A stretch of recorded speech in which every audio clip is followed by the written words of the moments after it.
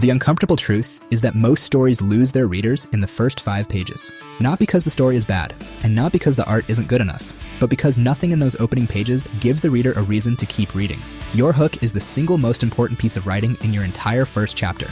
It's the difference between a reader investing hours into your world or tossing your work away to look at something else. And the frustrating part is that most creators don't realize their hook is weak until the numbers prove it. In this video, I'm breaking down 5 types of story hooks that make readers physically unable to stop reading. By the end, you'll know exactly which one fits your story and how to write it. Hook number 1, the unanswered question. This is when you plant a mystery in the reader's mind within the first few pages that they can't walk away from. The human brain hates incomplete information.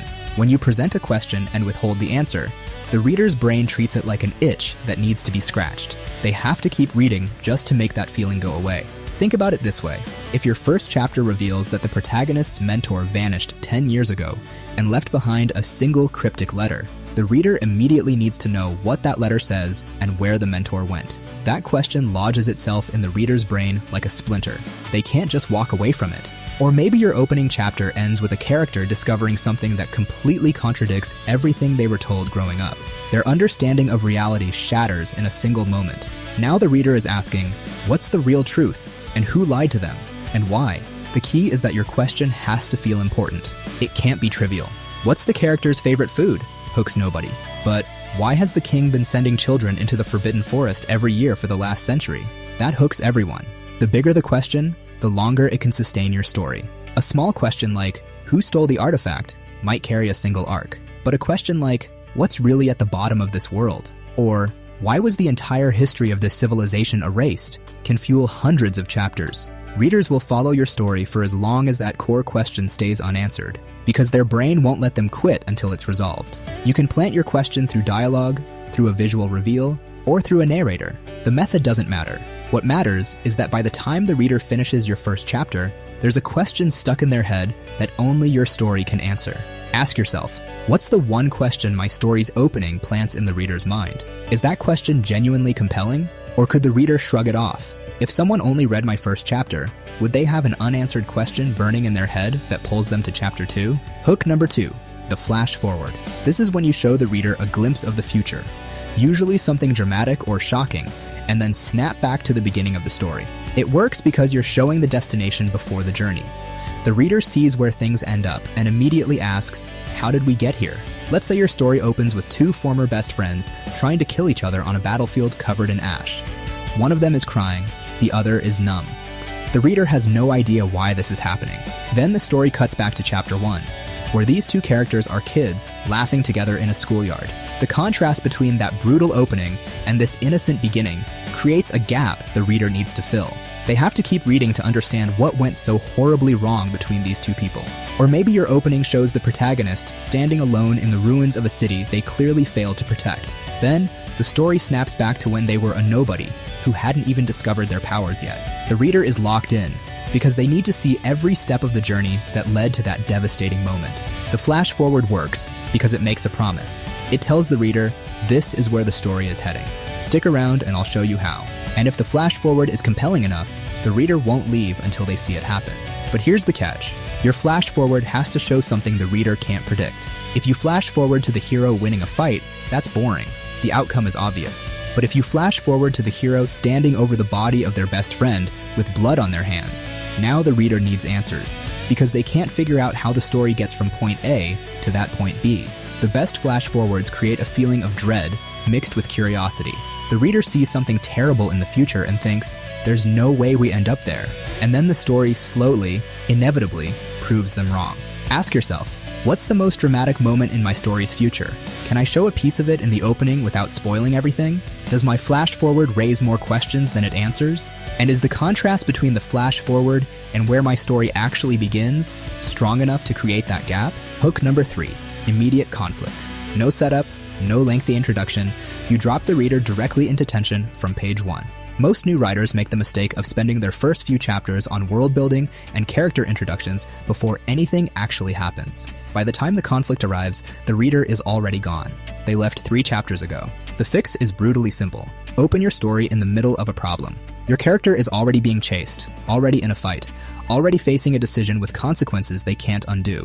The reader doesn't get a chance to settle in because there's nowhere safe to sit down. Maybe your protagonist is forced to make a life or death decision in the very first scene. They don't fully understand what's happening, and neither does the reader. But the tension is real. The stakes are immediate, and neither of them can look away. That confusion mixed with urgency is what keeps pages turning. Or maybe the first chapter opens mid-battle. The protagonist is outmatched, bleeding, and running out of options. The reader has no context for who these people are or why they're fighting.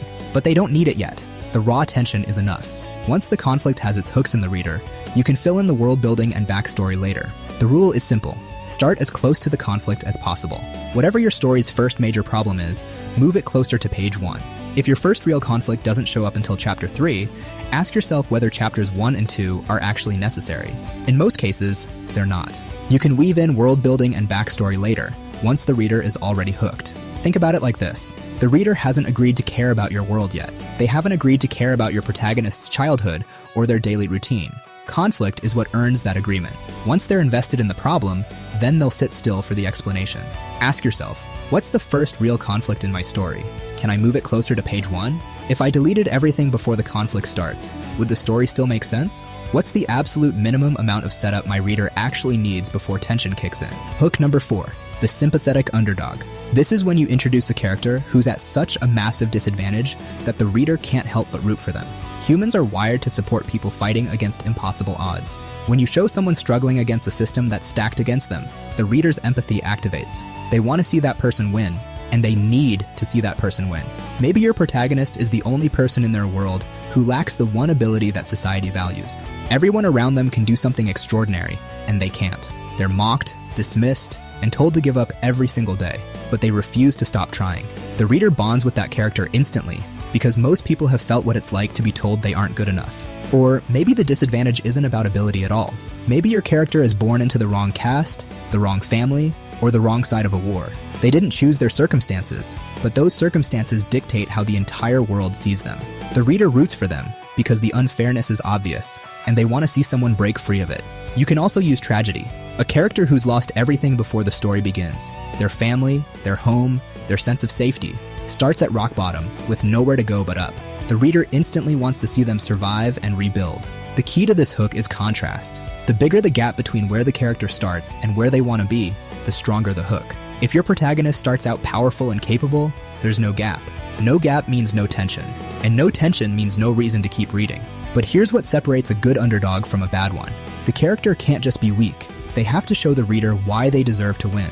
Maybe they lack natural talent, but they outwork everyone else. Maybe they're physically outmatched, but their mind is sharper than anyone in the room. The disadvantage makes them compelling, but the hidden strength is what makes them believable. Ask yourself, what massive disadvantage does my protagonist face at the start of the story? Is the gap between where they are and where they want to be large enough to create real tension? Does my reader have a reason to emotionally invest in this character within the first chapter? And what hidden strength does my underdog have that hints that they might actually pull this off? Hook number 5, the world that demands exploration.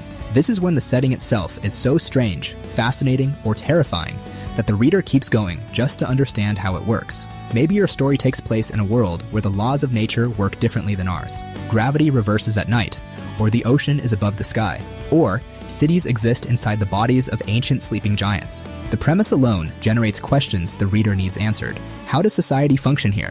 What are the dangers? What's the history behind something this bizarre? Those questions pull the reader forward even before they've connected with a single character. Or maybe the world has layers. The deeper into a forbidden zone your characters travel, the more dangerous it gets. But also, the more secrets it reveals. Each new layer changes the rules. What was safe before becomes deadly. What the characters thought they understood gets flipped on its head. The world itself becomes the hook, because the reader needs to know what's at the bottom. You can also hook readers by making the world's rules feel like a puzzle.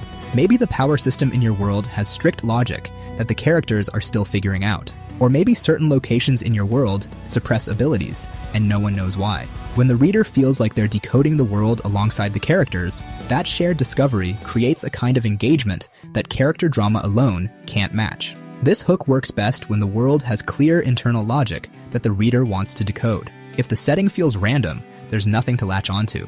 But if the world operates on consistent rules that get revealed piece by piece, the reader becomes an explorer. They're not just following the characters anymore.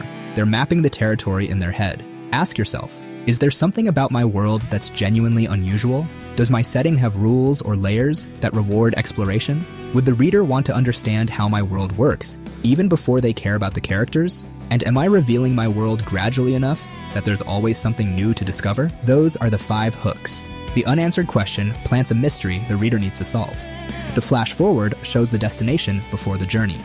Immediate conflict drops the reader into tension from page 1. The sympathetic underdog makes the reader emotionally invest in a character within seconds.